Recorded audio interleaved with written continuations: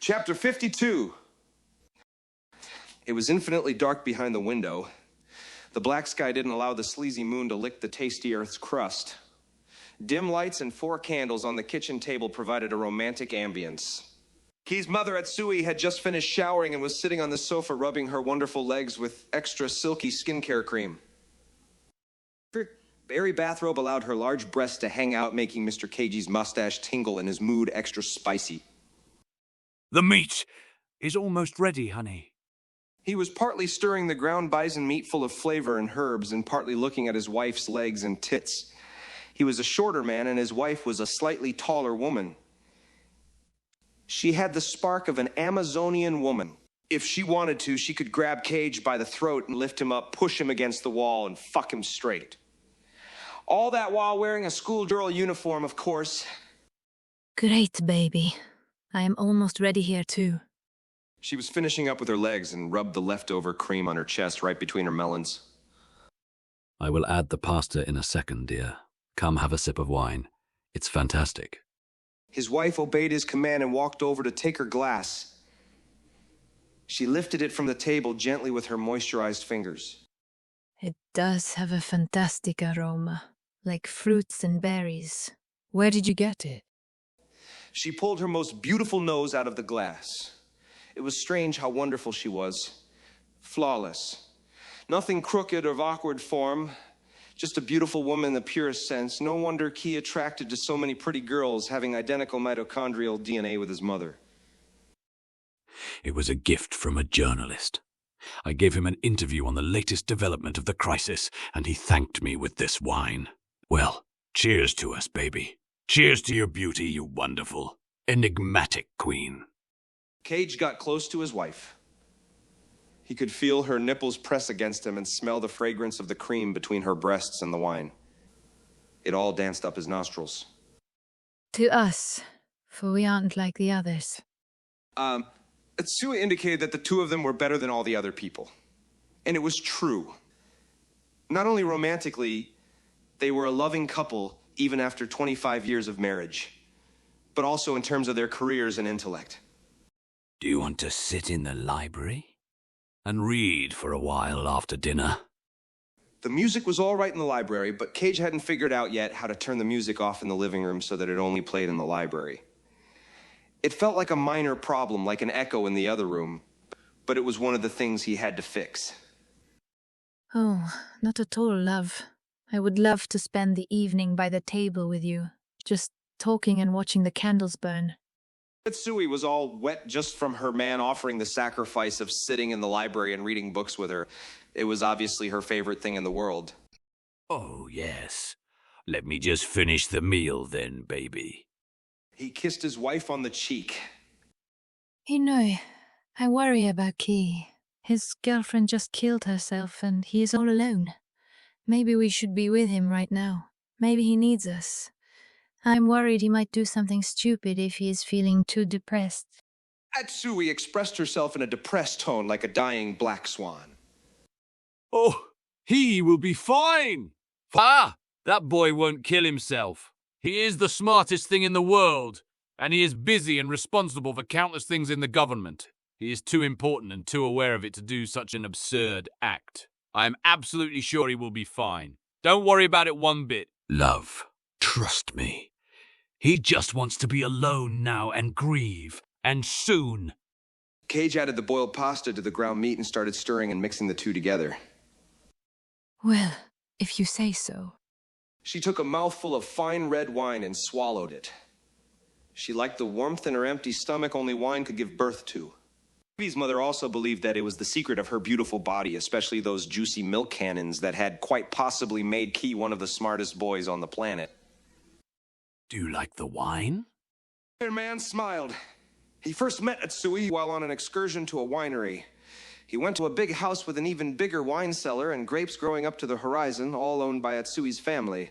To entertain the visitors, Atsui stomped the fresh grapes to juice with her feet. Cage saw her large breasts loosely bounce around while galloping in the bath of wine, and he was hypnotized for life. Oh, yes. It is quite all right. She watched Cage put the meal on a plate and serve her.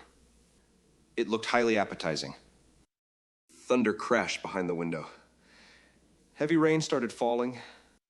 So, what are you reading now? Cage sat opposite her at the dinner table and observed the food in front of him. He didn't try the food, not before he had a sip of wine to cleanse his palate. Nothing special, really. It is about a young girl that is being seduced by a fool. He spends the last of his money on a beautiful necklace. It's kind of an upside-down story, because he is clumsily trying to make the girl fall in love with him. He would just have to be himself and it would all work out. But he is trying to please the girl in ways she doesn't even want to be pleased in. Atsui liked the food. It was still very hot. I would do the same thing. I would buy you a diamond with my last money to show you how much I love you. Cage made his wife laugh. She was sure he would keep the diamond for himself once purchased.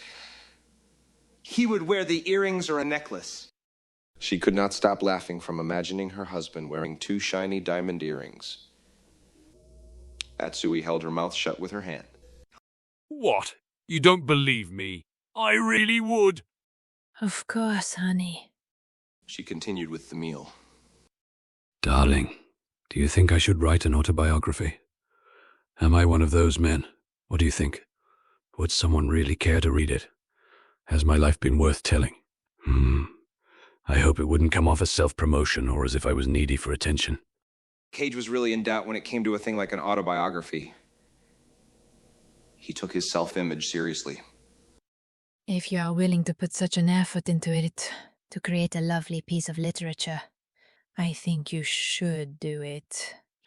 I only can't understand why you would want to share your private life with everyone else. Atsui finished her first glass with still plenty of food left on the plate. Is something wrong? You never drink your wine that fast. Cage poured another glass.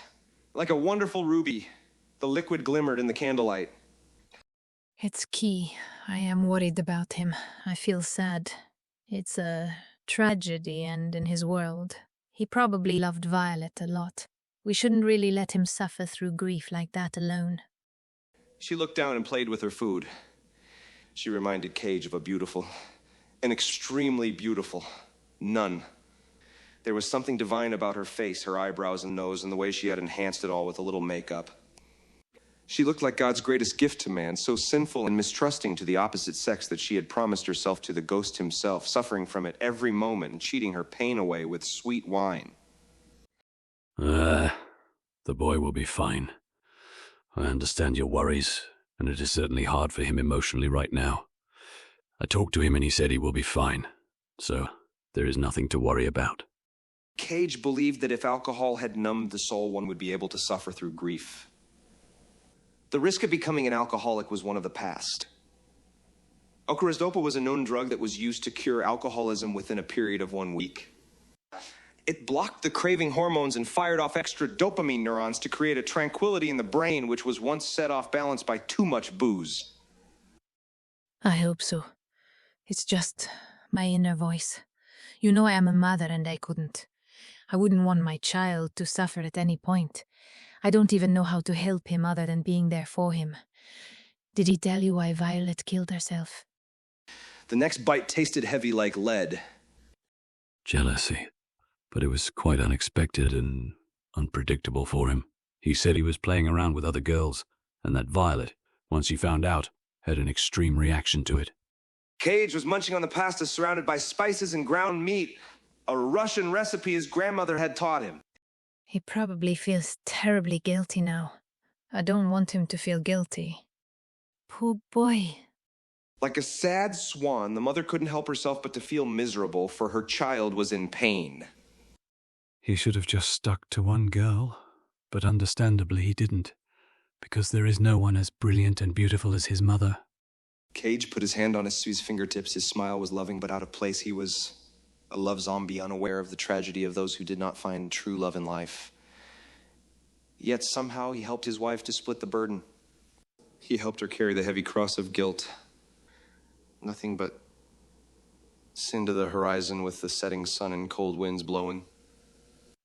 Yes, but that is no reason to commit suicide. Stupid girl. I knew it when I first saw her. She was too manic, up and down, and then suddenly she kills herself. Atsui, blame the sin, not the sinner. Come, baby. Let's just relax. Come. I will help you relax. Come. I will massage you, and you will feel better. The tipsy husband opened another bottle of wine, lit another pair of candles on the table opposite the sofa, and grabbed lavender oil from the bathroom. The meal was excellent. I love you a lot. Sue was falling into a trance on the sofa while Kagi massaged her worries away. They made love right there on the sofa. Rain and thunder did not bother the couple, passionately kissing each other's necks all night.